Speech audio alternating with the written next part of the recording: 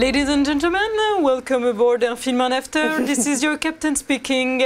Vous venez de regarder Flight de Robert Zemeckis. On espère que ça vous a plu. Comme vous pouvez le constater, nous sommes dans le monde d'après. Notre cabine est en effectif réduit et nous ne sommes pas au complet en plateau. Mais je n'ai aucun doute sur le fait qu'on va quand même apprendre énormément de choses sur le film, surtout que les spectateurs de la Paramount, on le sait, adorent les coucous et les avions. Pensez au porte-armement des toboggans, vérification de la porte opposée. Alors, hôtesse Sarah, chef de cabine principale, Sarah même. Et oui, c'était votre choix, convaincu? Eh bien, écoutez, chère Julie, un peu déçue. Pour être tout à fait honnête, je trouve que le film commence brillamment avec ce crash sur lequel on reviendra. Et derrière, s'écrase un peu. Je me suis un peu... C'est le cas de le dire. Hein, le champ lexical du crash. Vous avez la métaphore. Hein. Non, accrochez vos ceintures. Hein.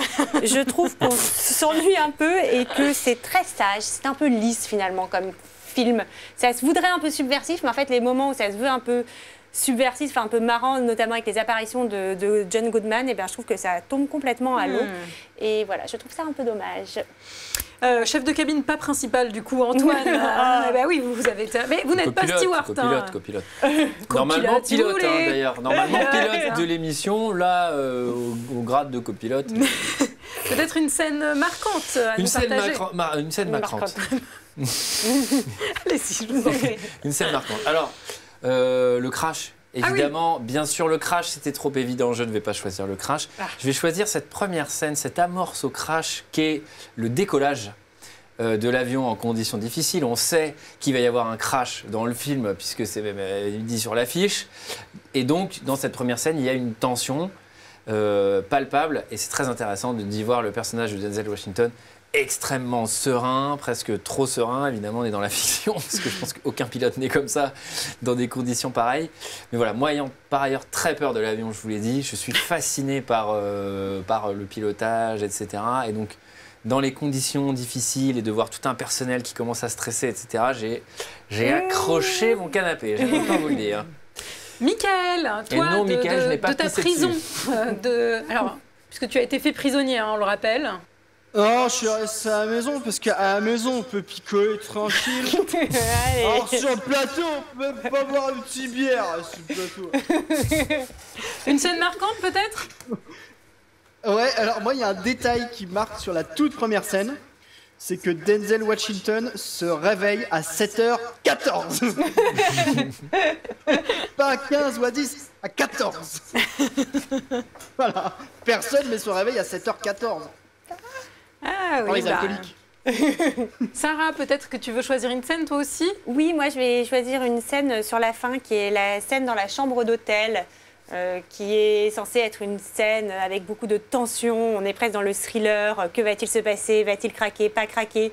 Où il va ouvrir ce mini-bar qui est plein à craquer. Je n'ai jamais vu un mini-bar avec autant de petites bouteilles d'alcool. Il n'y a même pas un coca pour couper tout ça. Pour le coup, c'est assez bien fait parce qu'on dirait vraiment qu'il y a une espèce de présence maléfique qui est venue ouvrir la porte, la faire claquer. Donc il y a un truc un peu sur le truc de quelqu'un tape. C'est un peu ton alcoolisme qui tape à la porte de la chambre d'à côté. Il y a un problème de finesse évident dans le remplissage de ce mini-bar. Moi, je pense que c'est fait exprès en fait. Ah oui, non, mais c'est pas parce que c'est fait exprès que c'est pas un manque de finesse. Donc soft versus chambre d'à côté, full inquiétude quoi. Après, dans sa chambre, il avait que des softs. Oui, donc ça permet de faire des whisky coca avec les deux chambres.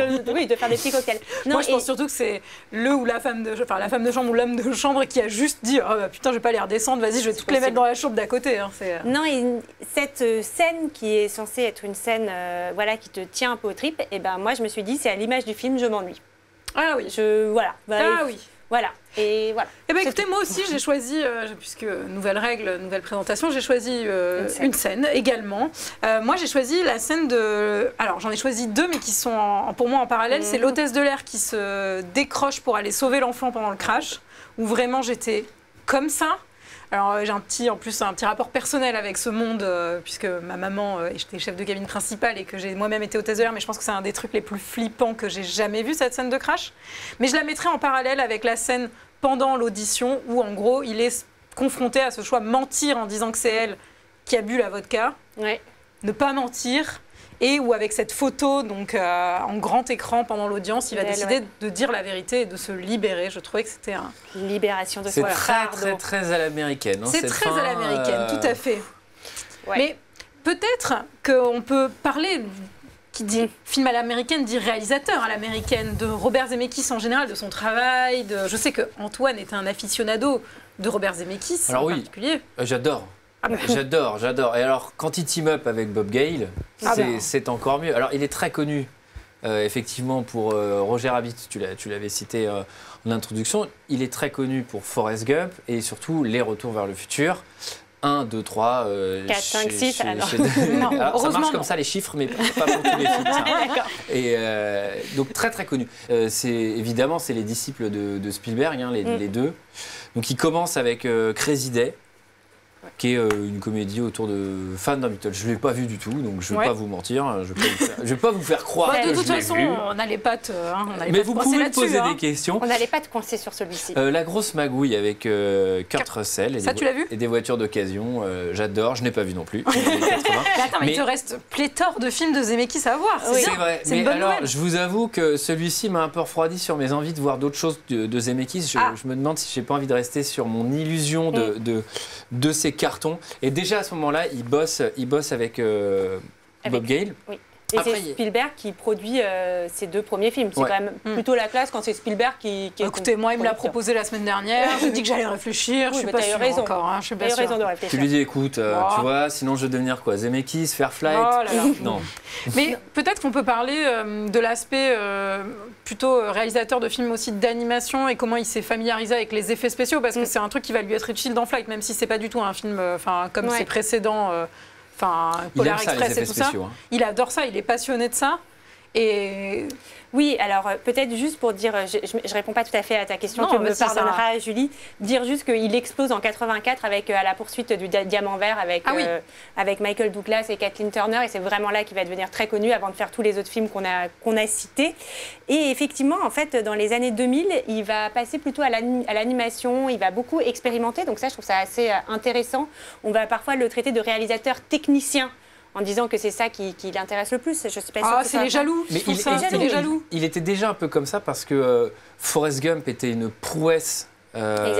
Prouesse technologique. On insérait tout. Ce qui est très drôle, c'est qu'aujourd'hui, avec du deepfake, je pense que tu refais les meilleures scènes de Forrest Gump avec 12 €. Vraiment, hein, c'est incroyable. Retour à le futur aussi, hein, pour le coup, techniquement, c'est plein de briques et de brocs, etc. Roger Rabbit, c'est incroyable de technicité. Et effectivement, après, il va faire sa carrière dans l'animation et je trouve qu'il se perd un peu pour moi dans tous ces projets qui, en plus, la technologie avance plus vite que son amour pour le brick et le broc. Et non, mais je suis sûr que ça l'éclaterait pas de faire du deepfake aujourd'hui, en fait. Mickaël. Ouais, en parlant d'effets spéciaux, à la Robert Zemeckis, je vais vous montrer un truc. Oh là là. Et en fait, c'était mon doigt, il n'est pas coupé. Mais toi, alors Zemeckis, je peux te dire que... Toi, t'es le Robert Zemeckis d'un film en after, Mickaël, on peut le dire aux spectateurs. Mais toi, t'as été consultant sur Flight. Je crois. Non, par contre, je suis consultant Contes de la Crypte et je crois qu'il a fait jouer Humphrey Bogart dans les Contes de la Crypte, Zemeckis. Eh ben, la boucle est bouclée alors. Eh ben voilà. Non, mais en tout cas, oui, donc dans les années 2000, on peut citer Pôle Express, La légende de Beowulf et Le drôle de Noël de Scrooge. Et en fait, il va développer ce qu'on appelle donc la performance capture. Et en fait, tu vas plus loin que la motion capture où tu mets plein de capteurs sur un acteur et tu vas filmer, capter tous ses mouvements pour pouvoir ensuite les remettre dans de l'animation. Et la performance capture, c'est vraiment beaucoup plus précis. C'est pas seulement les gestes, mais ça va être le visage, les mimiques, le mouvement des mains, etc. Et donc, il va beaucoup travailler là-dessus avant de revenir avec Flight à un cinéma un peu plus traditionnel, on va dire. Cinéma traditionnel, mais qui comporte quand même une grosse part d'effets spéciaux numériques, surtout bien sûr sur la scène de crash, pas forcément sur les scènes où ils s'enquillent des bouteilles de Sky, mais...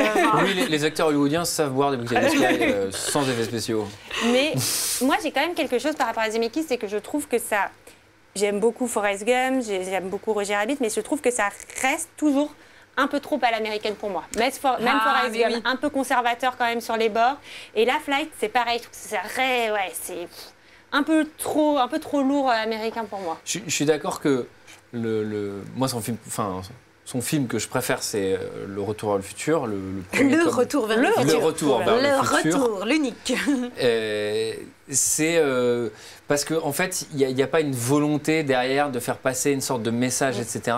Moi, dans Flight, ce qui va me gêner, c'est le manque de finesse évident sur le rapport à l'addiction, à l'alcoolisme, etc. C'est du 0 ou 1, quoi. C'est soit t'es archi alcoolo, soit t'es machin. Les personnages, quand ils sont torturés, c'est x 1000. Et il y a tout un lien avec la religion, enfin une métaphore autour de la religion. Il y a l'avion qui casse le clocher de l'église, etc. Pendant tout, tu as cette recherche de la rédemption et tout, jusqu'à la scène finale, pardonnez-moi, grotesque, dans la prison où il est devenu évangéliste. Et du coup, il est heureux et tout le monde est heureux. Mais j'ai cru que c'était une parodie aussi. Et là, je trouve ça mal maîtrisé, je comprends pas où ça va. Là, j'ai vraiment l'impression d'être face à un conservateur et ça me gêne.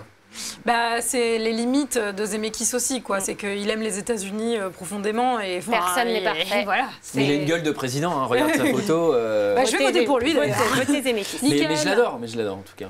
Non, je suis assez d'accord avec ce que vous dites.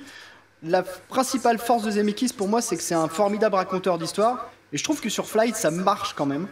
Enfin, c'est un film que tu commences, que tu as envie d'aller au bout. Et c'est pas le cas de tous les films qu'on voit. Et ça, c'est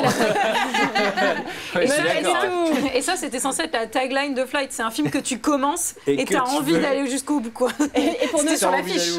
Pour notre émission, c'est quand même important que les gens aillent au bout. Oui, bien sûr. Mais... Non, en revanche, je crois que le traitement de l'alcoolisme peut paraître manichéen dans ce film.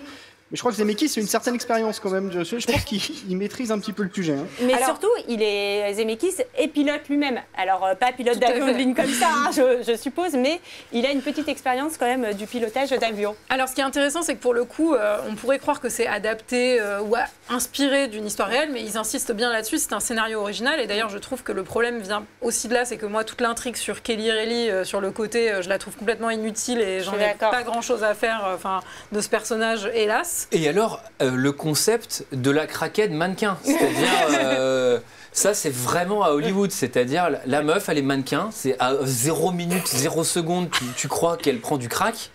Et la meuf, c'est la full addict déglingo. À chaque fois qu'elle est à l'image, elle est maquillée, mais make-up forever.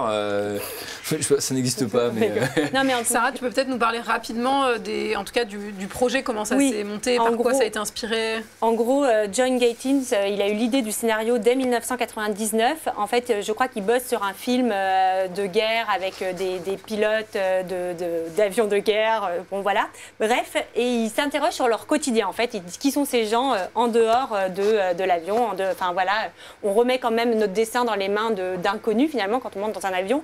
Et c'est ça qui l'intéressait. Et derrière, en un mot, il s'est inspiré un peu de deux crashs. Le premier, c'est un accident d'un vol Alaska Airlines en 2000 où la nature de la panne est la même que celle qu'on va voir dans le film. C'est la gouverne de profondeur de l'avion qui se bloque. C'est les petits trucs qui font comme ça derrière les ailes. Et tu rigoles, mais tu serais dans l'avion, tu rigoles vraiment.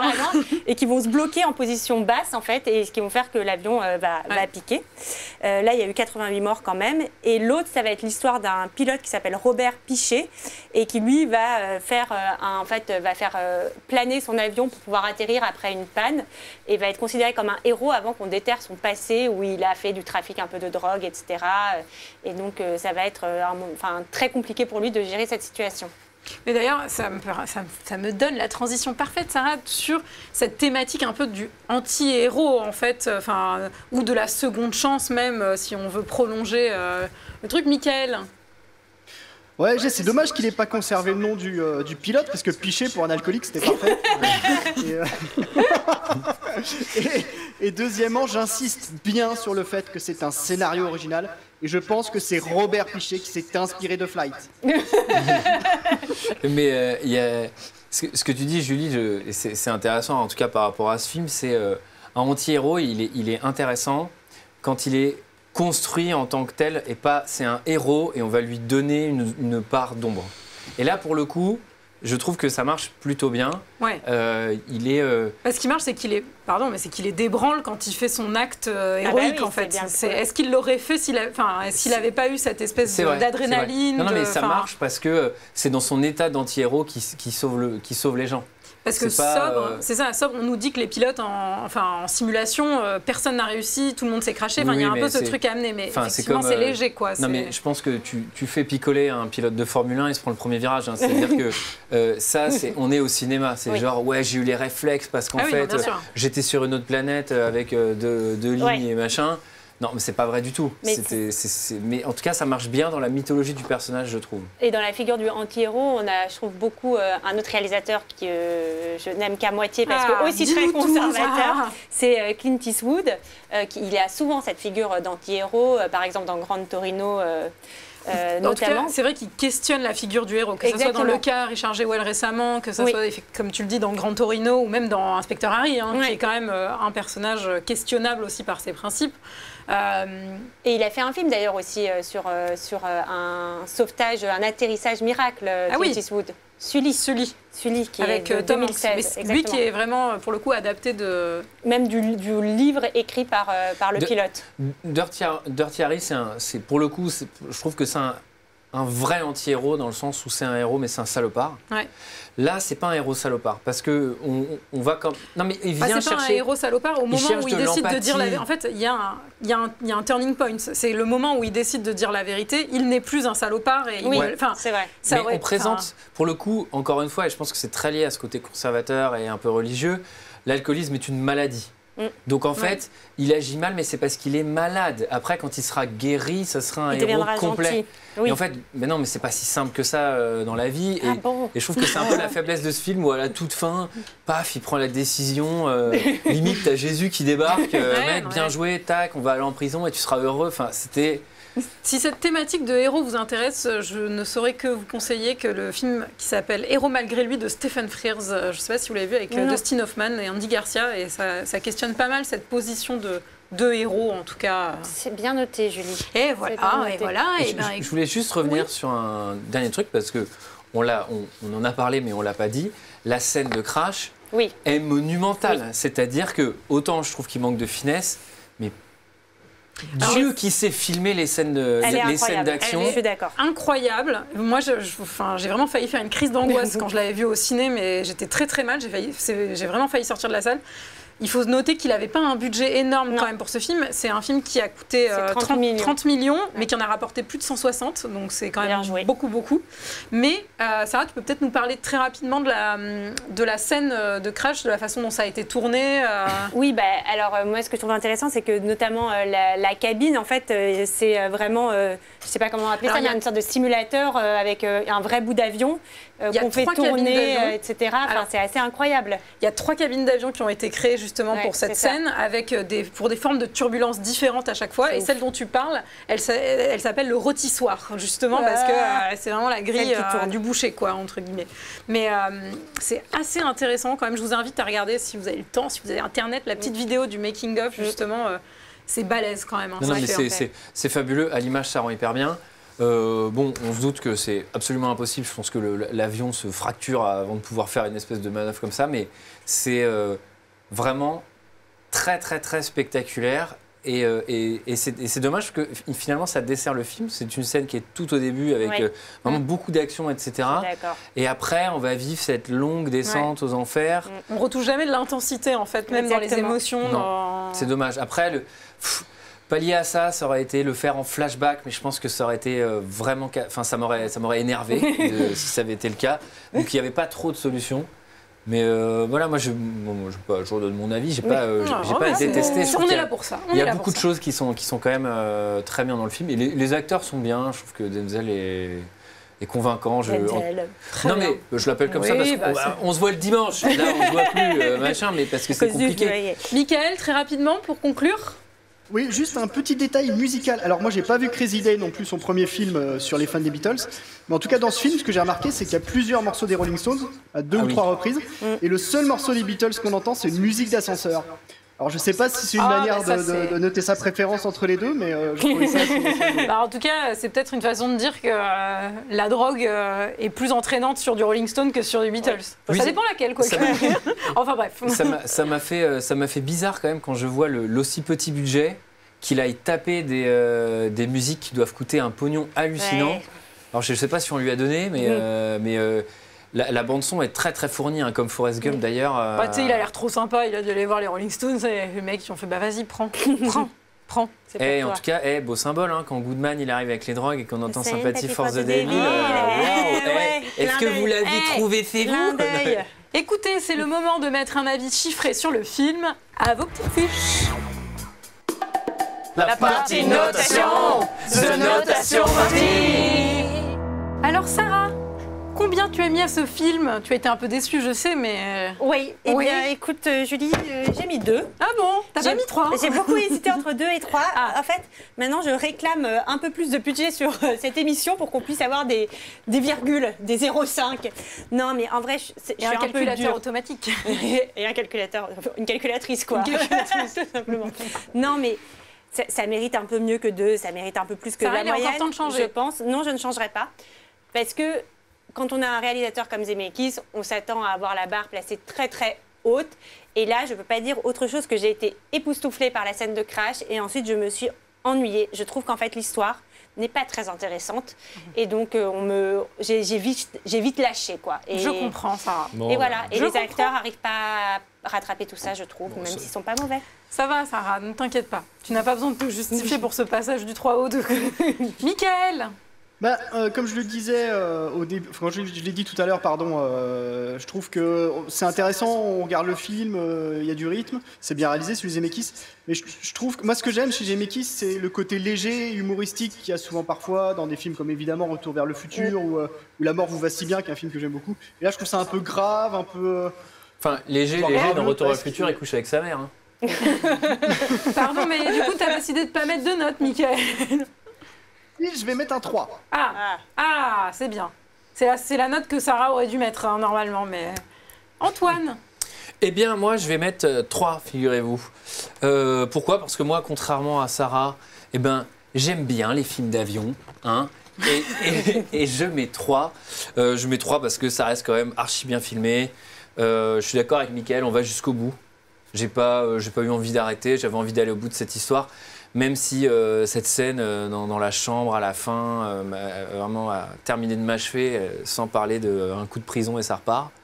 Très bien. Mais un bon 3 quand même. Bon, et ben moi aussi je vais mettre une note. Eh bien, je vais mettre 3 pour les mêmes raisons que vous avez énoncées précédemment, si ce n'est que moi j'aurais vraiment coupé 25 minutes à ce film parce que je le trouve vraiment beaucoup trop long et ça aurait fait un bon 4 avec 25 minutes de moins.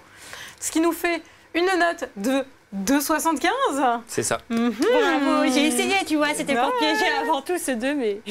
Mais qu'en disent les internautes? Mickaël, ont-ils plané devant Flight? Bon, bah, en tout cas, ils ont été plus généreux que nous, ils ont mis 3,7. Ah bah dis donc. J'ai retenu 3 de commentaires. On commence par un 5 étoiles. Bon, il est un peu choqué, hein. Le monsieur dit film poignant, on ne voit pas passer les 2h18. Ce film est super car pour ceux qui aiment les crashs, ce film est fait pour vous. Mais ce film est aussi accord parental, hein, car de temps en temps, on voit de vilaines choses. Hein. Oh là là. Bah, moi je les ai trouvés. Enfin, en tout cas, dans la scène d'ouverture, il y a des choses plutôt jolies à regarder. Hein. Ah non, mais c'est vrai. Enfin... On en a un autre qui serait assez d'accord, qui dit « À la base, je suis parti pour voir un film d'avion. Pendant les 5 premières minutes, je me demandais si je n'étais pas trompé de film. Ça ressemblait plus à un film porno. Bah tiens. Ajoutez à cela drogue, cocaïne, alcool, une perte de temps. Alors, faudra peut-être lui dire que la cocaïne, c'est de la drogue. Hein. Mais est-ce que l'alcool n'est pas une drogue aussi, finalement, Ah bah Oui, Antoine? si, mais bon, légalement, je sais pas si c'en est C'est pas la une. même valeur, oui.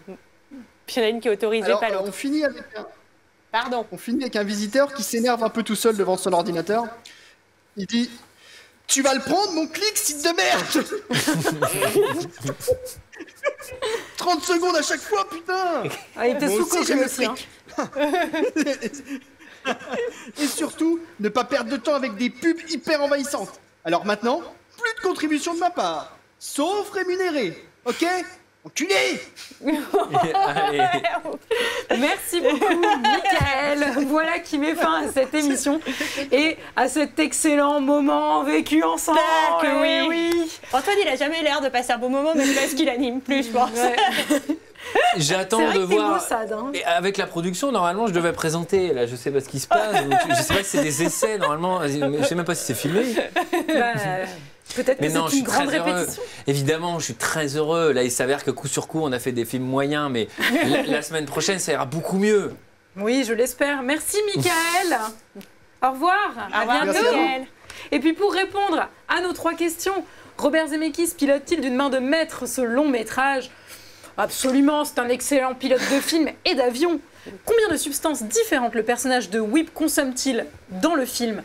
Écoutez, 3 mignonnettes de jus d'orange que multiplie 10 petits tas de sucre en poudre et une quinzaine de verres d'eau, ça fait beaucoup. Ça fait vraiment beaucoup. Le chignon banane d'une hôtesse de l'air peut-il tenir le choc tout son vol ? Ça dépend de combien de kilos de lac tu fous dessus, et je parle d'expérience. Allez, merci à tous autour de la table. Merci à toi, Mickaël, de l'autre côté. Alors, il n'est pas mort, de l'autre côté de l'écran. Et merci à vous, chez vous, qui nous regardez, encore une fois cette semaine. On se retrouve très bientôt pour un autre film. À ciao, bonsoir.